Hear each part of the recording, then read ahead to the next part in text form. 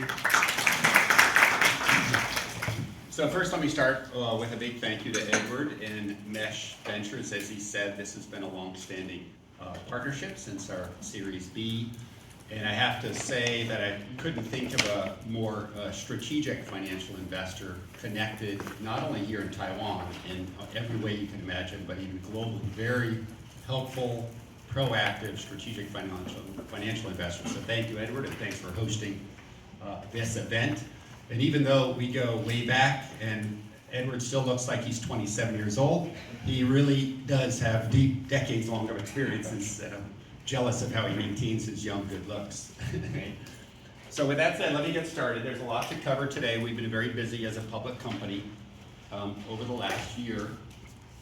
So let's start with the basics. Of course, up until a few months ago, we were famous for gallium nitride in our GaN power ICs, and I'll tell you a lot about our progress in GaN, but we're equally excited about expanding our opportunity with a complementary silicon carbide technology. And I'm going to talk to you about both of these in great detail.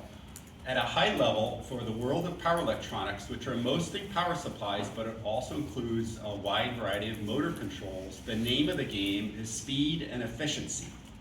If you can allow the power system to operate at higher frequencies, you can deliver more power in smaller size, lighter weight, and lower cost. If you can deliver that power with high efficiency, of course you can save energy, but if you're inefficient, you also burn up that energy as heat, causing degraded reliability, increased touch temperature, and increased thermal management costs. So the exciting thing about gallium nitride and silicon carbide compared to silicon is that they both allow power electronics to operate at higher speeds and higher efficiencies. They're considered compound semiconductors because you're combining two different materials together to create a stronger bond compared to traditional silicon. And my whole life I've spent time in power electronics trying to get more out of power electronics with silicon. Over the last 3 decades, that industry has become commoditized. Little room for innovation, cost reduction, or performance improvement. But now it's a whole new era. With the introduction of gallium nitride and silicon carbide, they offer up to 10 times higher electric fields and up to 3 times electron mobility. What that translates to is speed and efficiency. And when we can make power systems faster and more efficient, a lot of good things happen. Not only up to 20 times faster switching, up to 3 times smaller, lighter weight, higher power density, faster charging, but don't forget about that energy savings, up to 40% energy savings, and ultimately enabling a lower cost power system. So this is a little bit of a market map of the world of power electronics, which is frankly the world of electronics, because everything needs power. On the x-axis, we have voltages, from low voltages at a few volts to thousands and thousands of volts to the far right.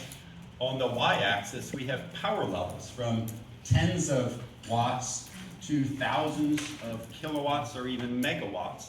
And you'll notice that most applications kind of form a line, a linear line, from lower left to upper right.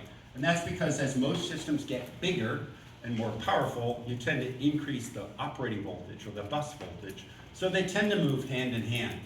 Now, why is this important? It's one way to look at where does GaN fit? Where does silicon carbide fit? And why should we have one company that has both? We consider GaN in our power world to be sort of low to medium power, sub 1,000 volts and up to maybe 10,000 watts is a great sweet spot for GaN to displace silicon.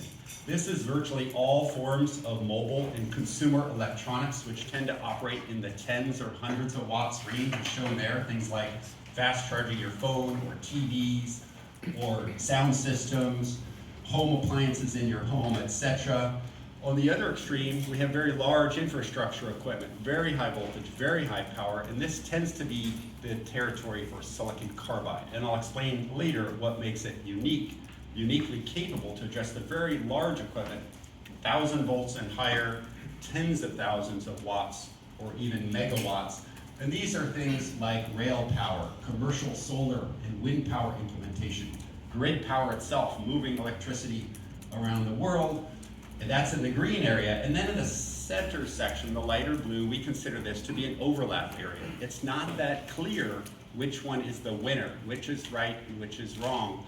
And frankly, that's an exciting opportunity for us. And that's an exciting opportunity for Navitas to have the leadership technology in GaN and silicon carbide, so we can deliver next generation power systems across all applications and serve all customer needs. And many times a solar customer is both attacking the residential market, which is lower power, and GaN may be the best fit, and then they may implement commercial or solar farms where silicon carbide is the best fit.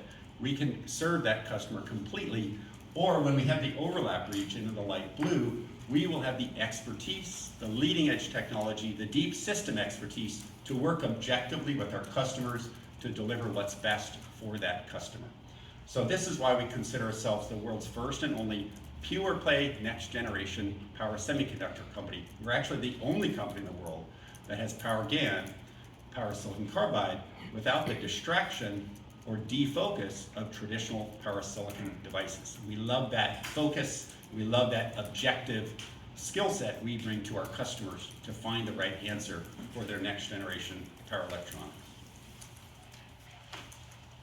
So let's talk first about GaN, the GaN revolution. GaN's been around for 10, 20 years, but it's struggled. First, we show a little silicon MOSFET on the far left. A very good, low-cost, simple power transistor, but not very fast, not very efficient. It's all we had for most of the last 35 years. Along comes the discrete GaN, discrete meaning just a single transistor. Very fast, very efficient, but it had a big challenge, a big application challenge, an Achilles heel, as we call it. Very tough to drive and control them to switch fast. It's like having a Ferrari engine without the rest of the suspension and car around it to harness and take advantage of that great speed.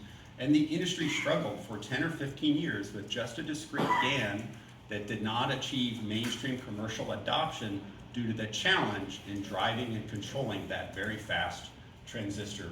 When we started the company in 2014, we knew this was the #1 problem.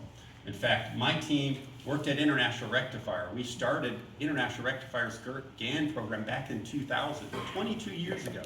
We knew this material was coming. We knew this technology was coming, but we also saw its limitations and challenges. When we started in 2014, this was our #1 goal.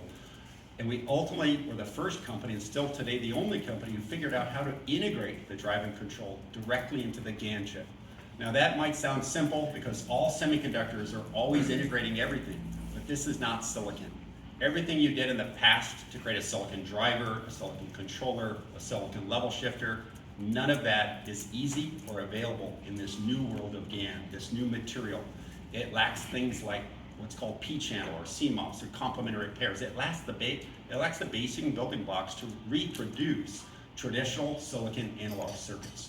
So while we had a great power transistor, we had to reinvent and reimagine how to recreate silicon analog circuits in a world of GaN at the speed of GaN, perfectly matched with that GaN transistor. And that's exactly what we did. Very difficult to achieve. It took us our first 4 years to do it, but when we did it, it unlocked the real potential in the device and the real potential in the system to operate at the ultimate speed and efficiency. That's why we call ourselves the GaN IC company, integrating analog circuits with power devices, or our brand GaNFast. And when we did that, you can see all the benefits of integrating the drive, many other benefits in terms of design simplicity, performance, even reliability, all improved. And when we introduced the first GaNFast IC in 2018, we targeted the mobile charger market. This is when the first mainstream adoption of GaN occurred, even after many of our competitors were working in GaN discretes for 5, 10, or 15 years. Navitas' GaN IC opened the door to mainstream adoption, which we're of course very proud about, but very excited about continuing that leadership. Since then, in 2018, we continue to introduce a new generation of GaN every year. New performance, higher frequency, higher speed, higher efficiency, but also higher integration. Our latest, we call Generation 3, or GaNSense, pushes those frequencies even higher up. And now we integrate not just the drive, but sensing features, the ability to sense voltage, temperature, and current, real time, to protect the device, making it even more reliable than traditional silicon devices, while also doing real-time performance optimization to maximize that speed and efficiency. And just a few months ago, our latest generation GeneSiC half bridge, in probably 80% of the world's electronics, you create something called a half bridge configuration. Half bridge is just a low side transistor with a high side working as its own complementary pair in the world of power electronics. This circuit, called a half bridge, is actually very difficult to control that high side and low side and operate at very high frequencies up to 1 megahertz. We've mastered exactly how to do that. Again, integrating drive, sense, control, protection, all in our latest GeneSiC half bridge product. Here's a simple example, not just comparing to a silicon device, but we do have discrete GaN competitors. We are the only GaN IC company, but there are discrete GaN competitors. So here's a simple example of a half bridge configuration. These are two GaN discretes, one here, one there. Look at the dozens of components necessary to drive it, control it, and protect it, simply to create that popular half bridge configuration.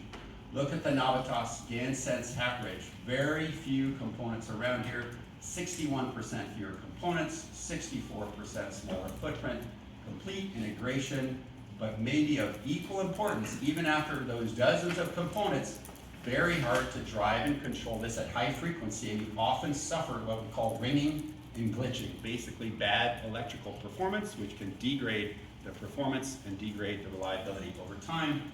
When we show these pictures or waveforms to our customers, they truly think they are a computer simulation or from a textbook because they look ideal or perfect, but these are actual waveforms from real circuits. Let's turn to real-life system benefits then. We talk about what does this technology benefit turn into in real products. As I mentioned, mobile chargers is our first target market. While we can dramatically shrink the size of the GaN charger compared to a silicon charger by up to 50, 60, 70%, let me look here at a competitor's GaN charger. This is as a discrete GaN embedded inside a multi-chip module. In there includes silicon controllers and a discrete GaN. And while it's GaN, it's operating at a relatively low frequency. 65 kilohertz is the common switching frequency of silicon power supplies. So while you get a little efficiency gain by using discrete GaN in this product, when you operate at low frequencies, it means all these passive components do not shrink. And remember at the beginning I said speed and efficiency. If you operate faster, you reduce the size, weight, and cost of the power supply. The reason is when you switch faster, these energy storage passive components can store less energy per cycle, allowing them to be much smaller, lighter weight, and cheaper. But if you don't switch faster, they don't get smaller, cheaper, or lighter, and you barely reduce the size of this 45-watt charger. Contrast this to the Navitas GaN IC. The GaN ICs are shown here. They don't look too different than the discrete GaN over there. The real action is because the GaN IC can operate up to 6 times faster, or 400 kilohertz, I can dramatically reduce the size, weight, and cost of these passive energy storage components, ultimately translating into slightly more power, 50 watts, but you can see a dramatic size reduction from this product to this one here. And we co-developed that product with Oppo. They called it the cookie charger in China. They're working on a universal release for a global launch to come next year. And here it is in my hand. You can see it's extraordinarily small. 50 watts is enough to charge your laptop. This will charge any phone 3 to 5 times faster than most chargers you're used to. And it just has a small little connector for USB-C, slides into your pocket, and you can barely notice it's there. This is the exciting impact that GaN ICs can have on the mobile charger market. If we look holistically, since the launch in 2018, it's pretty extraordinary what's been accomplished. First, the aftermarket customers who move the fastest tend to be smaller companies. All of these companies adopted Navitas GaN for their next generation GaN chargers. Companies like Amazon, Anker, Baseus, Ugreen, Spigen, Belkin, and so many more. But in the last 2 years, now the major mobile players themselves moved into the action, and virtually all of the top 10 smartphone, tablet, and laptop companies have now adopted GaN ICs for their next generation GaN chargers. That includes Samsung, Motorola, LG, Lenovo, Oppo, Dell, Xiaomi, Redmi, Realme, and in many cases, they have launched multiple in-box, out-of-box, and aftermarket accessory products using our GaN ICs. In total, it's over 240 GaN chargers that are in mass production today. We have over 330 in customer development as we speak to launch in the coming quarters. So the momentum is very exciting. 100%, as I said, of the top 10 smartphone, laptop, and tablet players are designing their GaN chargers with Navitas. In total, since we released production 2018, we've shipped over 65 million GaN chips, and we're very proud to report not a single GaN-related field failure. And I can tell you that reliability, even in the mobile space, is incredibly important. Power devices are exposed to high voltage, high temperature, high current. It's a very stressful electrical environment. The whole world knows GaN is coming, they're excited about it, but they're waiting to see if there's trouble.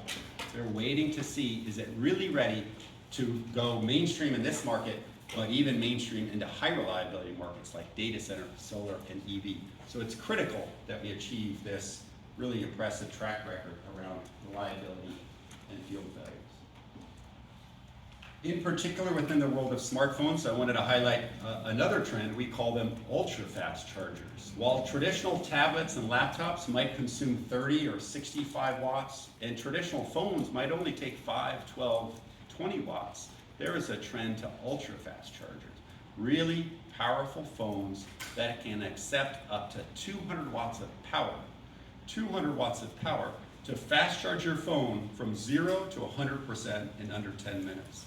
That's extraordinary consumer experience. Now, there aren't many of these, and they're mostly the Chinese makers that are adopting the more aggressive batteries and the faster GaN chargers from Navitas. But this is an exciting picture of the future as a consumer. Here we show in this table all of the brands, new launches in the last 2 years, compared to the power level.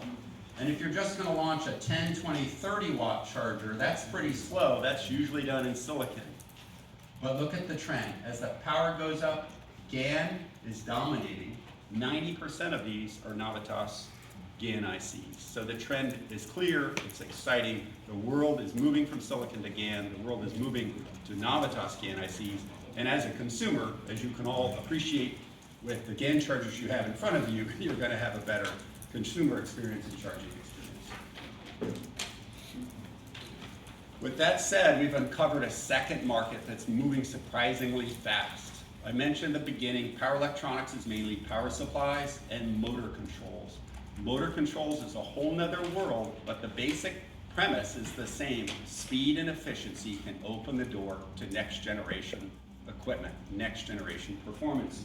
Motors are used all around us, from industrial factories to home appliances and everywhere in between. Here's a simple example of a washing machine, a very boring commodity product with a motor and an inverter, not very efficient, using silicon, very big and bulky, looks like it was designed 30 years ago because it pretty much was designed 30 years ago. Hasn't changed much. This is a new design we've done working with some leading home appliance motor control customers. Similar power level, 300 watts, dramatic size and weight reduction, and ultimately a big energy efficiency, pushing efficiencies up to 95 to 97%. This is the future not only of factory automation, manufacturing, and industrial motor control, but even home appliances. And in your home, you probably have 30 to 50 motors. A motor is used not just to move things like robotics and robotic arms, it's used to move air, it's used to move water. And a compressor is at its nature a motor used to cool air or water, or to heat air and water. So everything in your home that's moving air, like a fan or air conditioning, heating, cooling of air, dishwashers, cleaning your laundry, cleaning your dishes, all of these are based upon motors. Many of them very old, outdated, inefficient motors, ready for upgrading to GaN-based motors of the future, creating significant energy savings improvement, ultimately longer reliability, lower cost, lighter weight systems. This has just started for us last year. We engaged a leading home appliance maker in Europe That business has ramped to become a significant part of our revenue this year. And as I mentioned here, we have 15 new motor drive customer projects already in development, mostly concentrated in Europe. So now we're ready to open that up. We'll see significant opportunities here in Taiwan, China, and all around the world as we add salespeople and roll out these products globally. The third segment in the world of GaN I wanted to talk about is data center. This is certainly very, very relevant to our country here in Taiwan, who dominates a lot of the data center power supplies. Data centers are a famous power hog. The number one cost to operating a data center is the cost of electricity.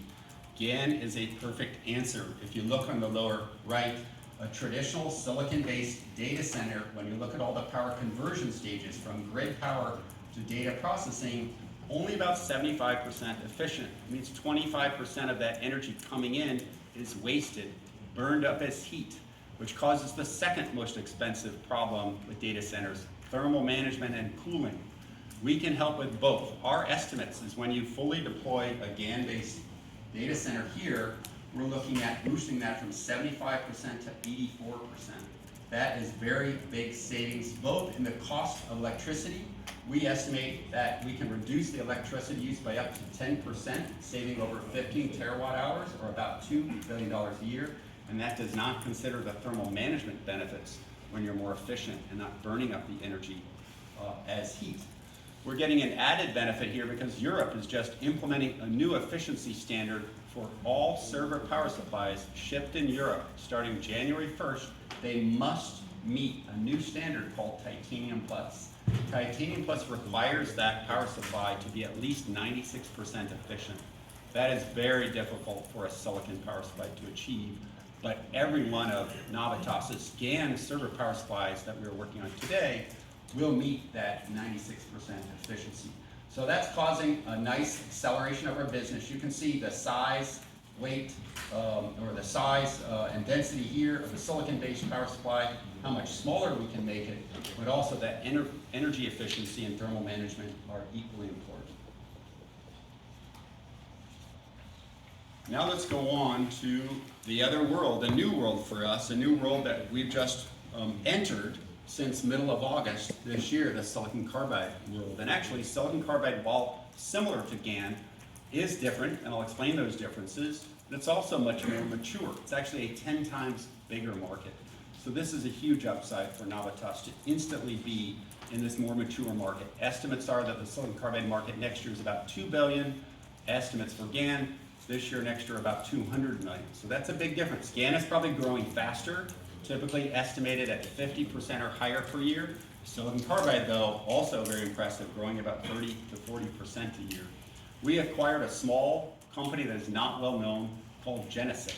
And yes, my name is in the title of that company, which I love. And if you know other companies that have my name in it, please tell me so I can buy them. But GeneSiC has very impressive technology. It's a small company that had little sales and marketing, little brand awareness, but very impressive technology. And I'll touch on each of these in the coming slides, but they have an incredible, the widest voltage range of anybody on the planet, up to 6,500 volts, extremely hard to do. 0 competitors can do 6,500.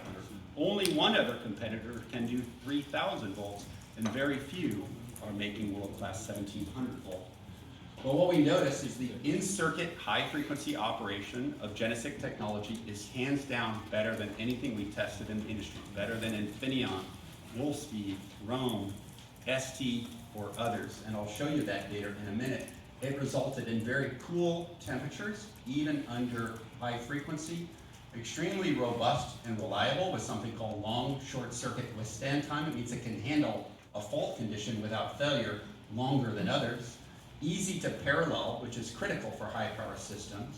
Also on robustness, we're one of only 2 companies in the world that offer guaranteed 100% avalanche testing. Avalanche is when you exert excessive power and current on the device, can it handle it without failure? This is a specification that's not only a very high rating, it's 100% tested and guaranteed in production, and also extremely fast switching. And we all know speed and temperature are critical, as we discussed. Let me share a little bit more data here. This is actually our head-to-head comparison, we went and tested GeneSiC against the top 4 other vendors, shown here as number 2 through number 5. You can look at the efficiency is driven by 2 things. The resistance, you want the lowest resistance at temperature as possible. You'll see that they all look the same at room temperature. That's the datasheet rating. They look identical. You wouldn't see a difference. But what matters is when they're running in a real-life circuit that runs at temperature. Look at how little the RDS on. This resistance only goes up slightly with GeneSiC. It goes up dramatically, sometimes double, with these competitors. But not just the resistance, you have to look at the energy loss when you're switching the device, turning it on, turning it off, and there's different conditions depending upon the topology that's being used in the application. Here again, a lower number is better, and for a simple figure of merit, we multiply the resistance times the switching energy loss, and you want the lowest number possible. And what is impressive is not just that it achieves the lowest in all cases, which means better efficiency under real-life circuits. It actually achieves with the same technology the best of both worlds, no matter which topology or application is being used, hard switching or soft switching. Very, very impressive results. Now we went a step further and put it in a real-life circuit to prove this out and verify it. And this is what we show here. We took a standard demo board, a standard reference design. This is typical of a 7.5 kilowatt DC to DC. That's something you might find in a data center or an onboard charger for an electric vehicle. Switching it very fast, 150 kilohertz, 10 times faster than traditional silicon. Now, while the energy savings are dramatic compared to silicon devices, 80% improved energy savings, what's even more impressive compared to other discrete silicon carbide devices, in this case, it's 5 to 6 watts cooler, which represents 30% less energy consumption or power loss of the GeneSiC device. That's big energy savings over the life of a data center or onboard charging electric vehicle. And look at when you have that small 5 or 6 watt difference, look at the temperature difference. This is actually the temperature when operating in real life testing conditions. The competitor device is running at a very hot 124 degrees, while the GeneSiC device is running very cool at 98 degrees. When you run the reliability estimates, this translates to 3 times longer life or better reliability. Really very impressive results for this little company that very few people know about. So what I loved about this acquisition is that it's got awesome technology, but they lacked sales, marketing, deep applications focus, and the brand building that Navitas has just spent, and frankly, capital. They were running on very little capital with very little outside funding. Navitas is changing that completely. We have a global sales force, very strong applications engineering teams, obviously capital benefits through our IPO, so we can really invest in this company and scale it dramatically. A couple of those markets are going to be solar, energy storage, and electric vehicle. All segments that they're immediately shipping into. When we acquired the company earlier this year, we estimated this year's revenue at about 25 million, which is important because that's similar to the size of Navitas, and growing at about 60% a year. And that's without any real sales and marketing push. That's without the Navitas capability and infrastructure. Solar is a great opportunity for GaN or silicon carbide. We can lower the cost of the solar inverter. That's the name of the power supply. That inverter can be embedded inside the panels, which is what you would typically look for with microinverters. So when you lower the cost, but also improve the energy savings, this directly translates to faster payback for your solar investment. Obviously with solar, you're spending hardware money up front. You want to minimize that cost, which we help to reduce, but also you want to maximize that free energy you're getting over time for faster payback. GaN and silicon carbide can do that perfectly, not only in the inverters for the panels, but you almost always are buying energy storage devices to store that energy.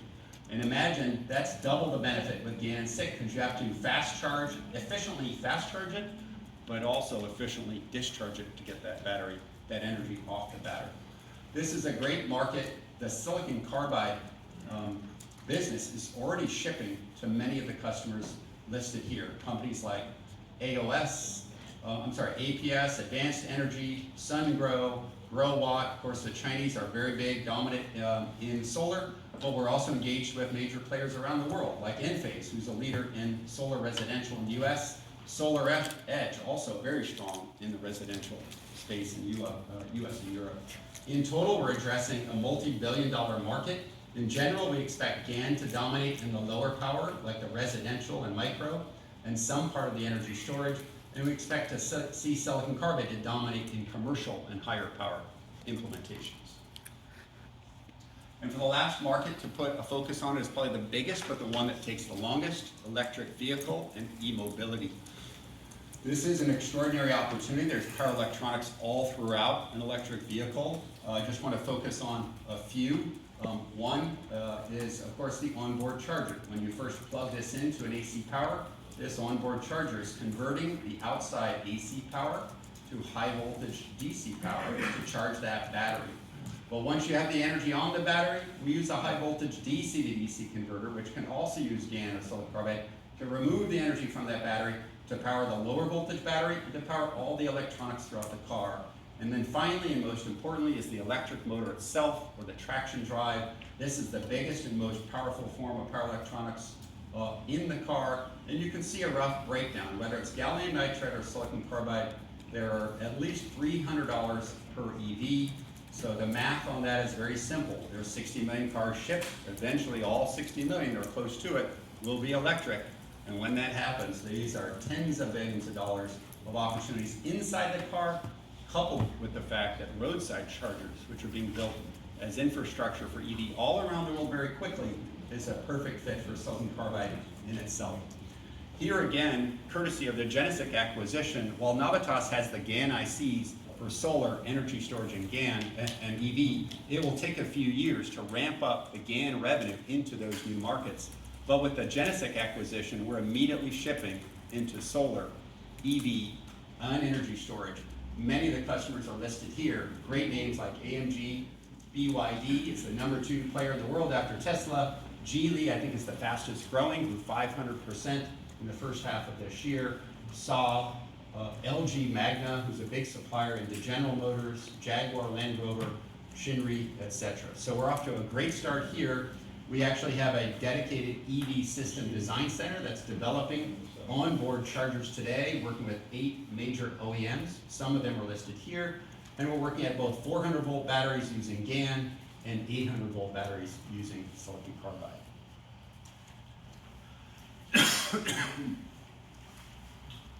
Okay, so let's shift gears a little bit. Supply chain's obviously been a very big topic in our industry over the last year or two. This is another strength for Navitas and another strength for both GaN and silicon carbide. Both companies, both businesses are using a foundry. In the case of GaN, we're working with TSMC today, right here in Taiwan. It's a very efficient, fabless model. We are their largest, and I'd say most strategic GaN partner with TSMC. They are in the process of tripling that capacity going into next year, allowing us to offer very attractive lead times of 6 to 16 weeks. With the fabless model, we have limited capital requirements, and we're working with the oldest silicon factory at TSMC, Fab 2. These are old factories that are largely depreciated and underutilized by silicon. Silicon is moving to 12-inch. Silicon is moving to FinFET. Here, we can use 0.35 micron old 6-inch factories. That's great for capacity. That's great for cost. And it's a similar story on silicon carbide. Very advanced material. Navitas has the best design version of GaN and silicon carbide, but we can use old, low-cost, underutilized factories. In the case of silicon carbide, we're working with X-Fab, actually out of Texas. Here it's a little more complicated. You have a silicon carbide substrate, you grow the silicon carbide epi, run it through X-Fab, put it in some standard packages. X-Fab is also in the middle of a very big ramp. We just signed a long-term agreement with X-Fab and substrate and epi suppliers that enable a 5x increase in capacity by the end of next year, very soon. When the whole world is short on silicon carbide, we have not only the leading edge silicon carbide, we have it in great supply and short lead time. So we're in a very strong position when it comes to our supply chain. Finally, looking towards a wrap-up, I wanted to talk about our broader mission in life. We actually have trademarked Electrify Our World because I do think this is a unique and special time in our planet where virtually every country and company is recognizing the importance of climate change, recognizing the importance to move from fossil fuels to electrical energy. Today, roughly, if you look at energy sources, 80% are coming from power plants. There's no GaN and silicon carbide used in power plants, but there's a lot of GaN and silicon carbide used in solar, wind, and other forms of renewable energy. We believe in the next 10, 20, 30 years, we will reverse the situation. 80% renewable, 20% power plant fossil fuels. The numbers are actually very similar when you look at not energy creation, but energy use or energy application. Fossil fuels still dominate, not just gas cars, gas cooking, gas heating, gas everything. It's everywhere we turn. There's incredible opportunity. No GaN and silicon carbide here. High content of GaN and silicon carbide to make electricity efficient, low cost, reliable, faster charging, smaller, and lighter weight. All of that, again, will switch, we believe, from 20% electrical use to 80% or more. What does that mean if today, we have a $20 billion market today with just 20% here and 20% here? Imagine what is the future for power chips, and in particular, GaN and silicon carbide, in the coming decades when this inevitable trend will occur. Which leads me to the other key point, and this is a key value of our company. We truly believe in the importance of climate change, of sustainability, of electrifying our planet. We're putting our money where our mouth is. Last year, we're the first company to achieve net zero as a semiconductor company. This is across all semiconductor companies in the world. We're the only ones. Many are forecasting 2040, 2035, maybe 2030. Today, we have a very efficient carbon footprint, and by purchasing some small carbon offsets for implementing solar around the world to help those who don't have solar, we've achieved carbon neutrality, or net zero as people call it, and we expect that to continue every year. You can see a lot of interesting facts and figures. If you compare to silicon, every GaN chip we ship compared to silicon saves 4 kilograms of CO2. Across the 65 million units shipped, we've already added up to over 100,000 tons of CO2 saved, a number of benefits at both the component at the application level described here. And we put a lot of credibility and work with third-party auditors of energy. This is not my claims, it's third-party experts that really audit my company to determine my carbon footprint. And all of these claims come from third-party experts, not from Navitas. And finally, we're very pleased with our financial growth so far. We completed the IPO over a year ago. Now, obviously, the market is very dynamic. There's a big slowdown with the China mobile market, but we have dramatically changed ourselves, both maintaining impressive growth trajectory, quickly diversifying our business, both in expanding the GaN into things like home appliance and motor control, but with our acquisition of silicon carbide, immediately shipping into things like I showed here, solar, EV, and that appliance market. So this year is a rough estimate of market mix here. You can see nicely balanced. And even geographically, while we were very heavy in China and very heavy in mobile last year, if you look at that market mix across Europe, Asia, which includes Taiwan and Korea growing nicely, coupled with United States, it's a very nice geographical mix, very nice market mix, and of course a nice annual revenue growth trajectory despite the turbulent external market. And with that, I'd like to wrap it up. Just a few key points to summarize. The only pure play next generation company addressing a $22 billion market, only 8 years old now, over 200 employees, very excited about our leading edge GaN, IC, and silicon carbide technology, well protected with over 185 patents, over 70 million GaN chips now shipped, actually over 7 million silicon carbide shipped since GeneSiC was formed, both with 0 failures. Very strong capacity expansion and short lead time position, and off to a great start, I'd say, in tapping into brand new high growth markets beyond the mobile charger space that we started the company. With that, I thank you for your time and attention. Thank you.